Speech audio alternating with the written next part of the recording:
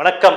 30 வயசை தாண்டினவங்க எல்லாருமே பண்ணை வீட்டில் போய் 2 நாள் தங்கிட்டு வரலாம். ரிட்டையர் ஆகும்போது கூட ஒரு பண்ணை வீட்டில் ரிட்டையர் ஆனால் நல்லா இருக்கும் சொல்லி நினைச்சிட்டு அதில் பல பேர் ஸ்டெப் எடுக்க ஆரம்பிச்சிட்டாங்க. ஆனால் ஒரு பண்ணை வீடு வாங்கும்போது அது எவ்வளோ பெரிய நிலைமை, அதில் என்னென்ன சிரமங்கள் இருக்குது, எதை செஞ்சால் நம்ம நல்ல ஒரு யூட்டிலைசேஷன் இருக்கும், அதாவது சில நேரங்களில் சில தவறான முடிவு எடுத்துட்டு பணம் வேஸ்ட் ஆகிடுது. அந்த மாதிரி மக்களுக்காக நம்ம பாலார் அர்பன் ஃபார்ம்ஸ் ஒரு எக்ஸ்பீரியன்ஸ் சென்டர் அமைச்சிருக்கோம். இந்த எக்ஸ்பீரியன்ஸ் சென்டர் நீங்கள் வந்தீங்கன்னா நம்ம பல வகையான வீடுகள் பல வகையான டிசைனில் கட்டியிருக்கோம். ஒரு ஆடு வளர்க்கணும், ஒரு மாடு வளர்க்கணும், ஒரு கோழி வளர்க்கணும், இல்லை உங்கள் பண்ணை வீட்டில் எந்த இடத்துல ஆட்டுக்கு கொட்டகை இருக்கணும், எந்த இடத்துல மாட்டுக்கு கொட்டகை இருக்கணும், எங்கே லான் இருக்கணும், என்ன மரங்களை வளர்க்கும் போது அதில் என்னென்ன சிரமங்கள் வருது, மரங்களை எப்படி பிளேஸ் பண்ணணும் உங்கள் வீடை சுற்றி, இந்த மாதிரி ஏராளமான தகவல்கள் தெரிஞ்சுக்கலாம். யாரெல்லாம் ஒரு பண்ணை வீடு வாங்கணும்னு நினைக்கிறீங்களோ, சிங்கப்பெருமாள் கோயிலில் மஹிந்திரா வேர்ல்ட் சிட்டி ஆப்போசிட் தான் இந்த எக்ஸ்பீரியன்ஸ் சென்டர் அமைச்சிருக்கோம்.